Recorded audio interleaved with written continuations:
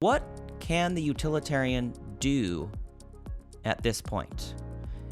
They really have three options. And the image I want you to think in your mind when I go through these three options is a cracked phone. So let's say you drop your phone and there's a big crack in the screen, big crack in it. You really have three options. What are they? You can just get a whole nother phone. You can go to one of those places where they repair your phone. Or you can do what most people do and just kind of deal with it, at least for the time being. Or you can think of a windshield. If there's like a little chip in your windshield, most of the time we just ignore it. Yeah, there's people, I've almost hired one of them that will come to where your car is and they'll use this, almost seems like a magical little tool to kind of fix the little tiny crack, like maybe a pebble hit your windshield when you're driving on the freeway or something. And of course you could just, if it's too much, you could take the whole windshield out and replace it. So think of either a cracked phone or a little dent in a windshield. And that's really what the utilitarian can do here.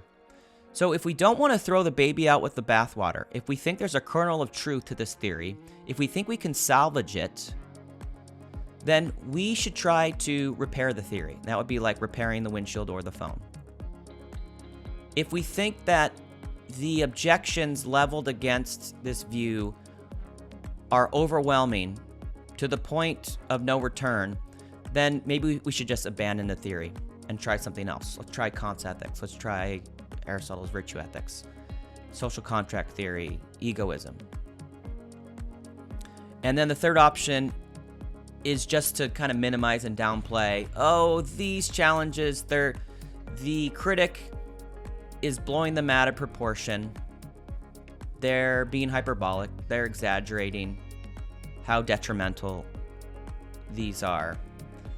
And they can stand by their theory. So that would be just dealing with it. Well, the philosophers who think there's a kernel of truth, but they admit that there needs to be some reform, what they did is they came up with what I will call Utilitarianism 2.0. They tweaked the theory, they revised it, and the name of this second version, this alternate version of utilitarianism, is called Rule Utilitarianism. Rule Utilitarianism.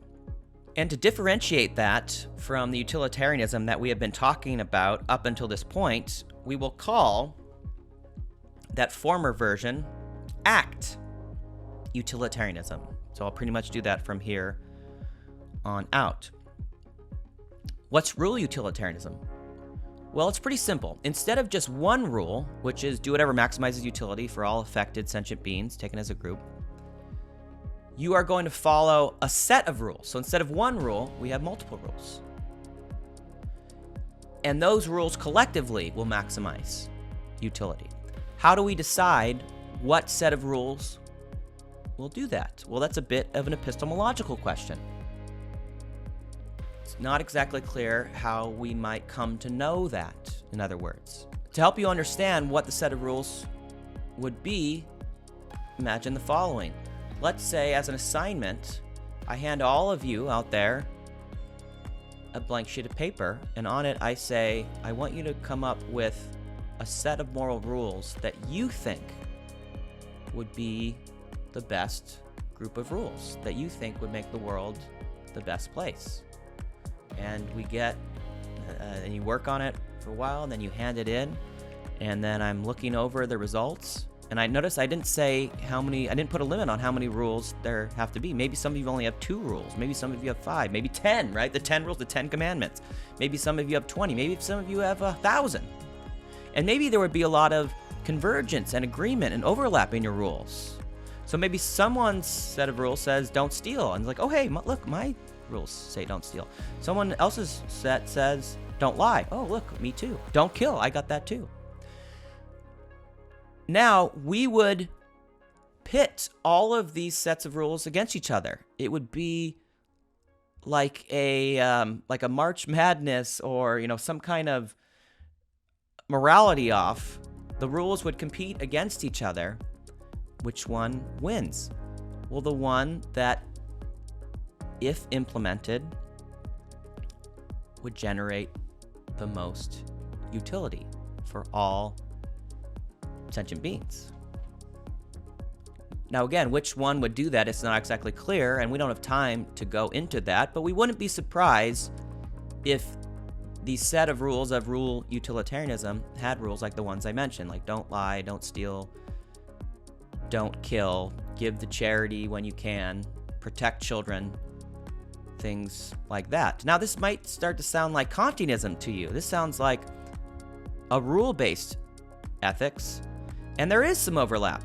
And this is kind of a Kantian version of utilitarianism. Remember, the whole point of switching from act to rule utilitarianism was to avoid the criticisms, the problems, the objections that were leveled against the first version. Rule utilitarianism, it's an attempt to fix those problems. So for instance, if we go with act utilitarianism, I might call that AU, and I might call rule utilitarianism RU sometimes, just so I don't have to repeat myself. If we go with AU, act utilitarianism, then it seems like we would have to be okay with someone spying on another person getting undressed as long as that person never found out. That's the Rachel's Peeping Tom case. We would also have to allow our own child to drown, let's say, if there were 2 children we could save and we couldn't save all 3. That's the Titanic case. We would also have to allow the exploitation of the Omelas child because it would produce so much utility. We'd also have to allow the pushing of the fat man in the trolley case. We want our rules in rule utilitarianism to get the right answer in those 3 or 4 cases that I mentioned. So we don't want it to allow that spying. We want it to allow us to save our own kid. We want it to allow us to save the Omelas kid and to not push the fat man. Okay, so how are we going to do that? Well, we could have a rule like you're not allowed to spy on people even if they never find out. We could have a rule like that. And we could have a rule like protect children, especially your own. And if we were following that rule in the Titanic case, the rule is protect children, especially your own. Okay, well, it's protect children, so that would probably go with 2 versus 1. But if it's especially our own, then it seems like I gotta go with the 1. Now, if it's 100 to 1, then it's not exactly clear. But the rule would have to get more specific, or it would allow going either way. But setting that aside, if the rule is protect children, especially our own, then we could save the Omelas child because that's a child. And in the fat man case, we could have a rule like don't sacrifice one innocent person's life to save another, or to save 5, or something like that. Or respect people's individual dignity. And maybe if we were to push the fat man, it would be a disrespect of that person's dignity. Okay, so those are 4 examples or so of rules that might serve as the set of rule utilitarianism, RU rules. And then that list goes on, and we don't have to complete it. That would be, that's too big a task for what we're doing here. And then that way, we're still utilitarians because this set of rules, the hope is that it will generate the best world. It will maximize utility for all sentient beings. And yet, we circumvent all of these thought experiments that serve as challenges for AU. Okay, so great. So this is kind of how it went historically. So utilitarianism, it has roots in Epicurus, who was a philosopher from centuries ago, who argued that pleasure and happiness really is at the heart of what we should be doing. David Hume also thought that desire and emotion is at the heart of morality, and it was really picked up by Mill and Bentham, principle of utility, and then it gets modernized to a version like what we have. But then in the 20th century, philosophers like Philippa Foot and Judith Jarvis Thomson, they started writing about these thought experiments that really challenged utilitarianism, and so people liked the basic idea. They wanted to stick with it, and so they decided to not throw the baby out with the bathwater, and they revised it. So instead of one rule, maximize happiness for everyone, it's a set of rules that's supposed to do that, and some of those rules we just went through, like take care of children, especially your own. You're not allowed to spy on people, even if they never find out, things like that. And now our screen was cracked, and now hopefully it's not. So that's where we're at. So then, in the middle of the 20th century, like 60s, 70s, there was this Australian philosopher who was quite smart. In fact, that was his name, Smart, J.J. Smart. He wrote about rule utilitarianism, and he might have applauded it for its effort, but his question was about exceptions. With Act Utilitarianism, there's one rule and there's no exceptions. You do what will maximize happiness and pleasure for everyone. But what about with Rule Utilitarianism? We have these rules, but do we allow exceptions? Yes or no? It's a yes or no. You have to pick one or the other.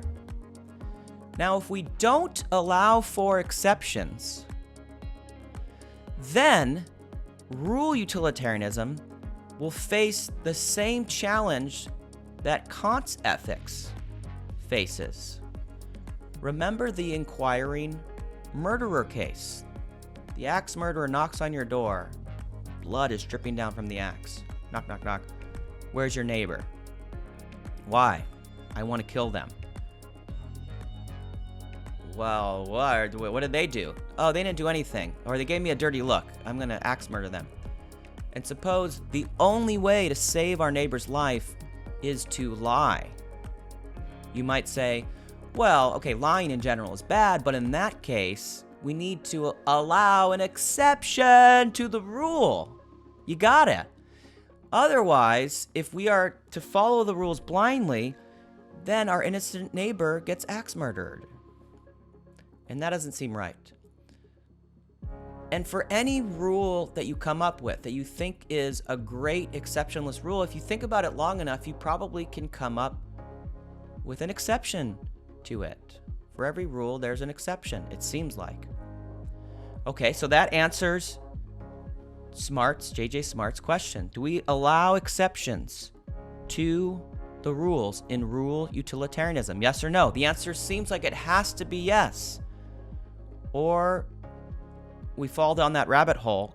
You know, Kant, I mentioned in another lecture, he famously bites the bullet, doubles down, sticks to his guns, and he argues that we gotta follow these rules no matter what. Now, someone like J.J. Smart, he would criticize that position as rule worship. It's like you're obsessed with rules.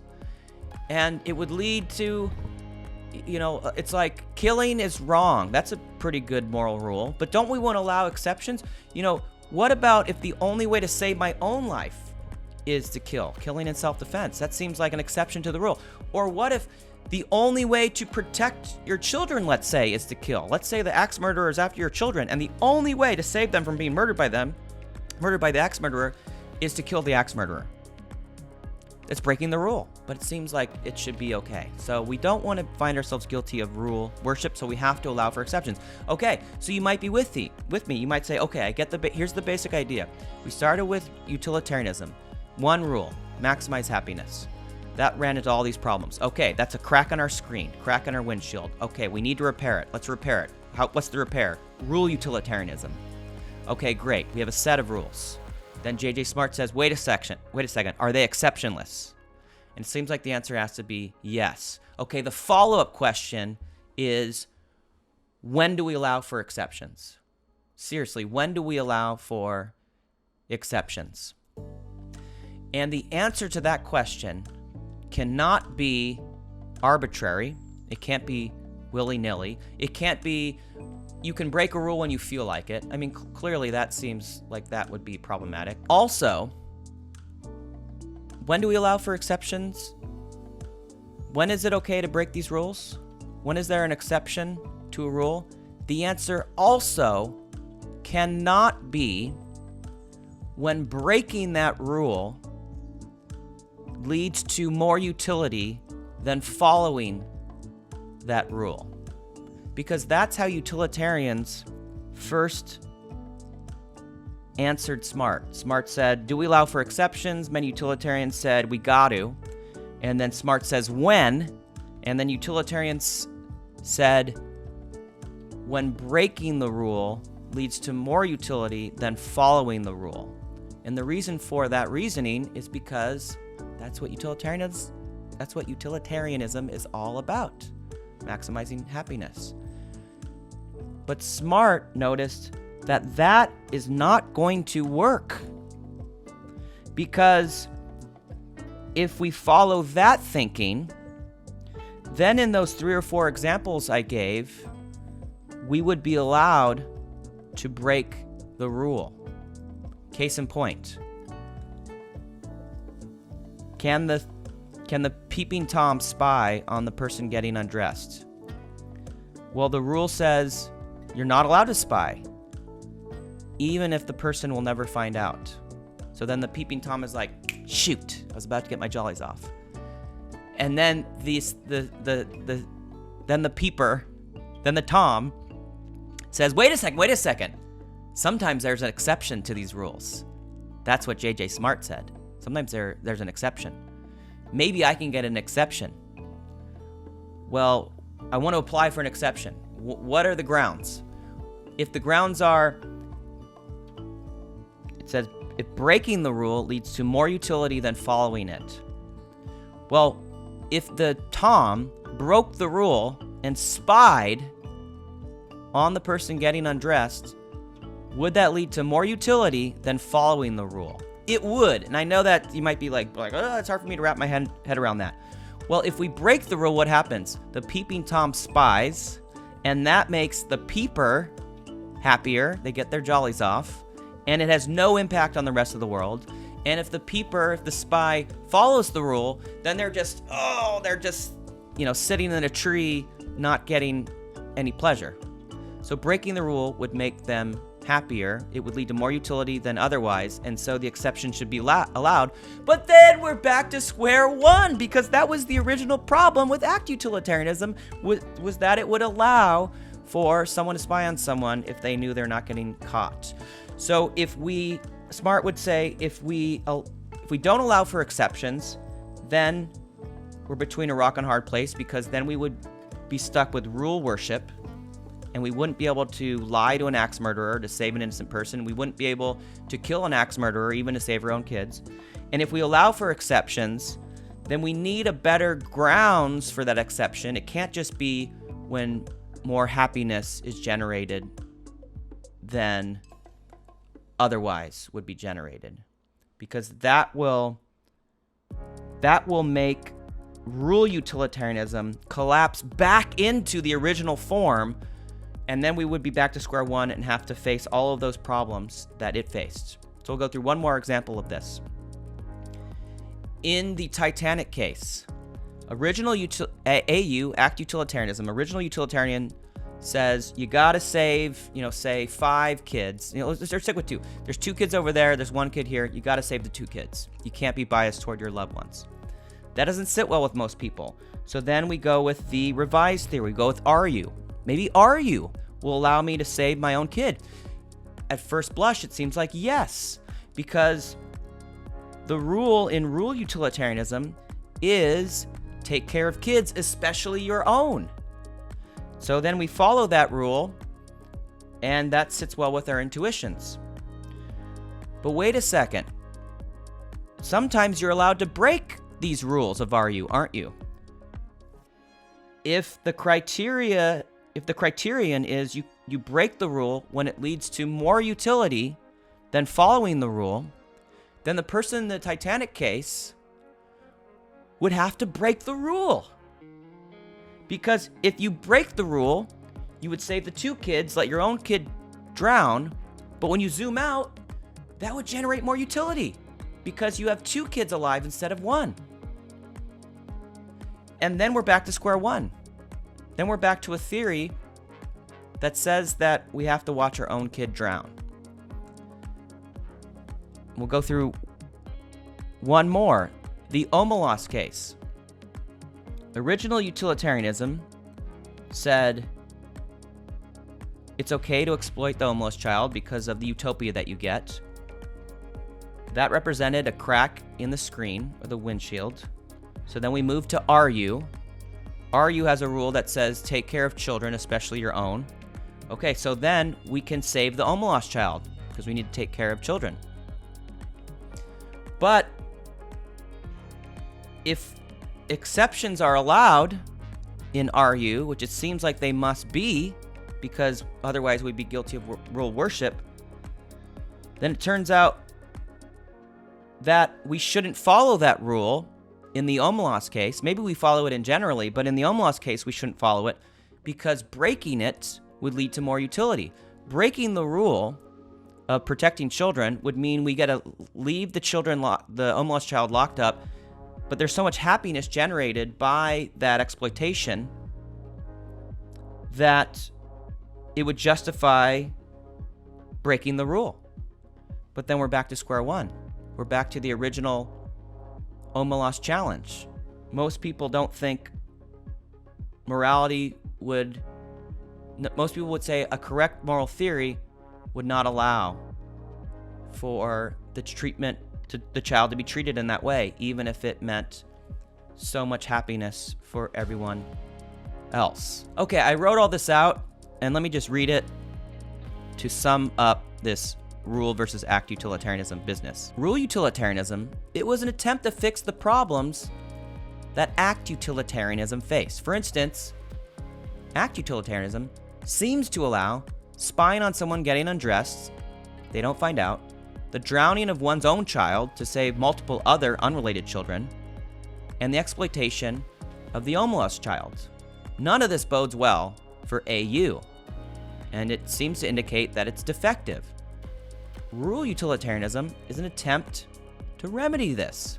Instead of one rule, the principle of utility, RU provides a set of rules that, if generally followed, would maximize utility for all sentient beings. What the rules would be exactly, it's an open question. But if the rules included things like don't spy on people, even if they don't find out, and rules like take care of children, especially your own, and rules like don't allow children to be exploited for the happiness of others, then rule utilitarianism would not fall prey to those aforementioned thought experiments, those problem cases of act utilitarianism. So that sounds good, right?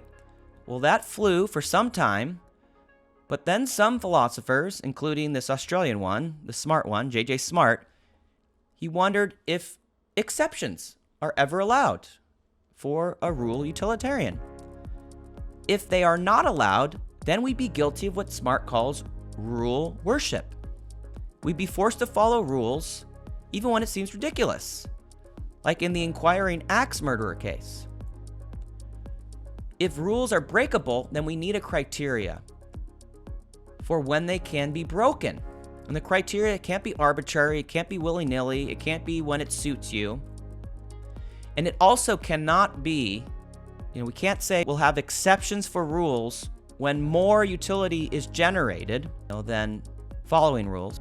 Because then, for example, the Peeping Tom and the people of Omelas would be allowed to peep on the undressing person and exploit the Omelas child, respectively. Because doing so yields more utility than following the rule. But if that's allowed to break the rule, then the application of RU is really no different than that of act utilitarianism. We're back to square one. Rule utilitarianism would face the same problems that it was trying to circumvent in the first place. That was a lot of fun. As always, thanks for hanging out with me.